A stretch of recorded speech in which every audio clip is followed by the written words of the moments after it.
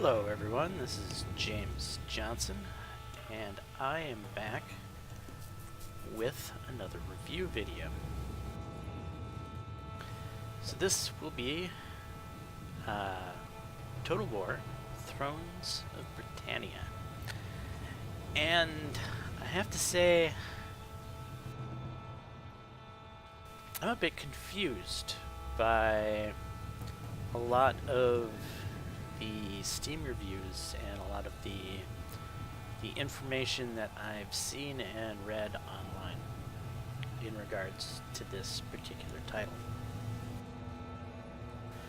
Now, I've played I think I've played every single Total War game that has ever released. I've purchased them all, and I have to admit that a lot of the times I actually regret that fact. Even though they're all adequate games, I never end up putting more than 20 or 30 hours into them, as they never seem to change much.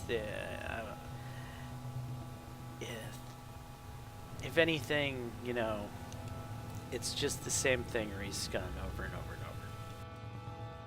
Which isn't necessarily a bad thing, because I like Total War, but, you know, I would like to see something new. And well, here we are.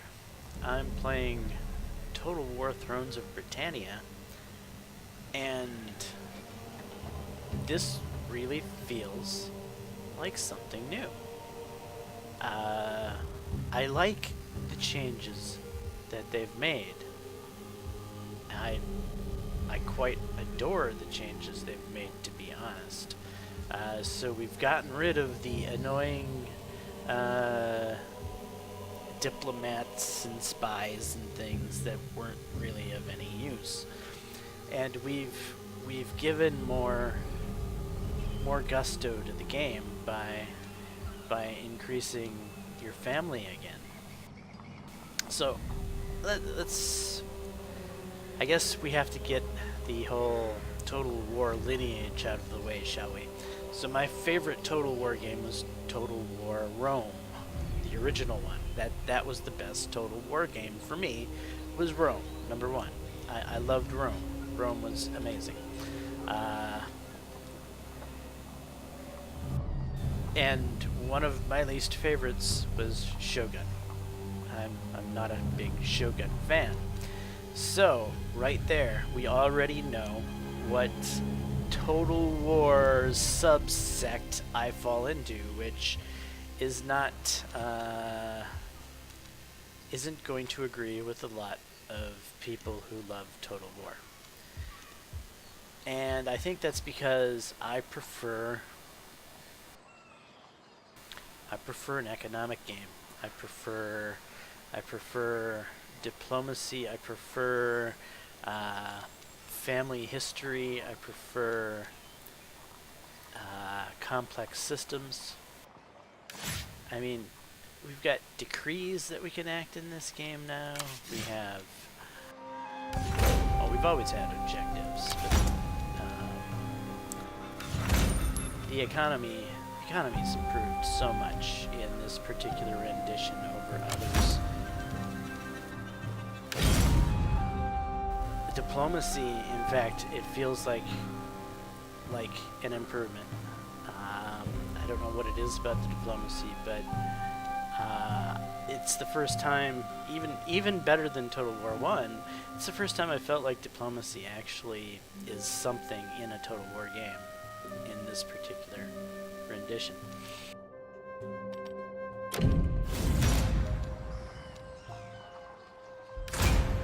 But here, this may be my favorite part, is the factions.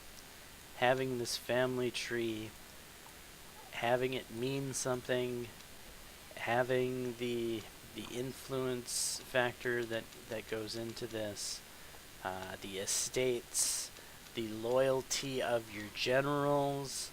I love the fact that a general could and will revolt if you don't treat him right, and if you don't if you don't, you know, manage his loyalty. So you got governors now, statesmen, family members. There's so much more here to work with than before. It's like they're bringing a little bit of Crusader Kings into Total War, and I very much approve of these changes. For the first time, it feels like I'm not just like I can play someone small, and I'll have a challenge to work up to. Like I'm not just gonna steamroll my competition. It's a very different Total War feel. It's hard to afford your army. It's hard to have a giant army. You need to work diplomacy. You need to try to ensure that you have a war on one side, not on multiple fronts. You can't fight the entire world at the same time. There's so many good changes in this Total War rendition that it finally feels like it's taken a step forward. And so I don't understand all the hatred towards Total War Britannia.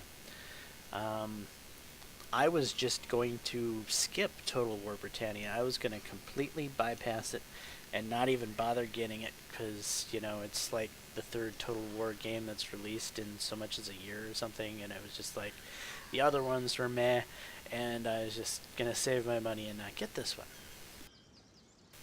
And I watched Mac, who's Is It Worth a Buy? And I have I've got a lot of respect for Mac. Mac and I I think we're of the same generation. We're both older gamers, and Mac, he often sees things the same way I do. And he said that there was something about Total War Britannia that he liked, and he couldn't put his finger on it, but he liked the game. And he rated it up. He rated it worth a buy. And that got me thinking, well, maybe I should give it a try. And since it was a little less expensive than some of the other Total War games, I was like, you know, why not? Let's give it a try. And I'm so glad I did. This really is a Total War game that's finally starting to be something different than all the other ones. It's its own animal, and it's an improved animal, if you will. I strongly recommend Total War Britannia. It gets 2 thumbs up from me because it has an increased focus on economy, has an increased focus on managing factions. It has an increased focus on happiness of cities. It has an increased focus on things that are not just fighting. So if you've watched any of my videos, you're going to quickly realize that I'm not a map painter. I'm not a person that just wants to pew pew. I'm not a person that just wants to fight. And so I think that from a fighting aspect, there might be other Total Wars that have better fighting mechanics or whatever, but that's not why I play Total War, which is strange. That's maybe the reason I don't put as much effort into Total War games as I used to way back in the time of Rome 1. And that's because I prefer grand strategy and diplomacy and economics over just painting the map, which I think is what most Total War titles do. They just snowball and paint the map. And that's, you know, that's fine for a lot of people. But this is a Total War game that's going in a new, fresh direction. It's meaningful conquest for once, and I very much vastly approve of this Total War title. So, anyway, I can't really say much more about this Total War rendition. Maybe I could try to show you some of the more complex details of it.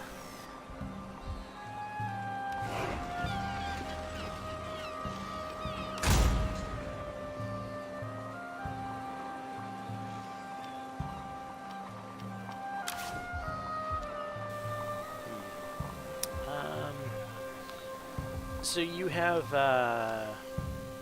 provinces now, and within a province, you'll have cities and villages. Like, so this is my capital. I'm playing as Gwinnett, and Cair's Sergeant over here and Dugunnan are both villages here that are within the province of Gwinnett, and this is the capital city of the province, if you will. It's the primary city.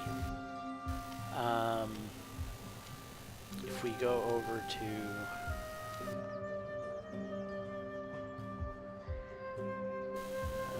let's find.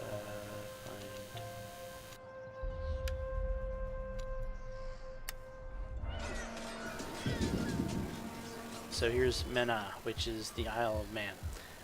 Again, same thing. You've got the castle town here, which is the primary city, and it has one village because it's a smaller province. It's got this Enos Patrick, which is a village within it.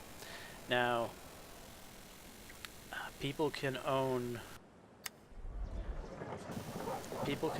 various parts of a province. So, like, this is Chester. Chester is the capital of the province, right? And then Scrobsburg is a village within the province of Chester. But there's also Brugg, which is this guy here. Or excuse me. Wait, what? Well, there's a naming thing going on here.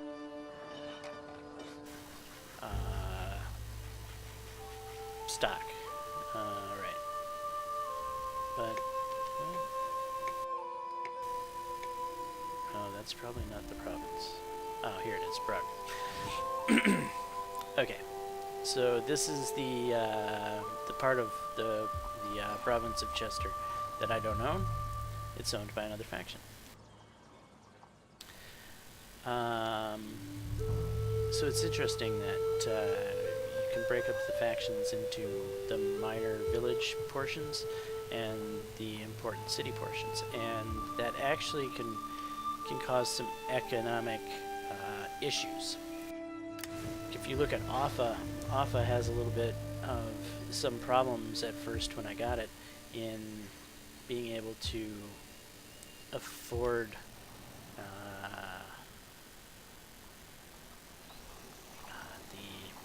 the food, if you will.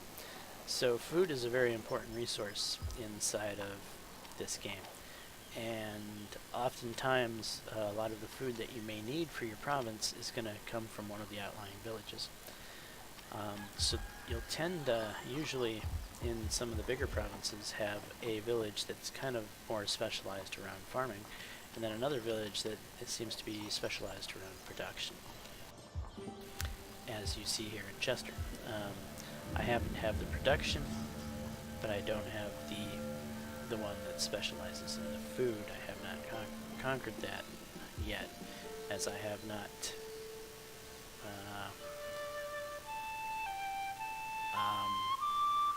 so it's owned by Wessex, and Wessex is one of the strongest powers in the game right now. So unlike previous Total War games, you kind of respect your AI and player strengths.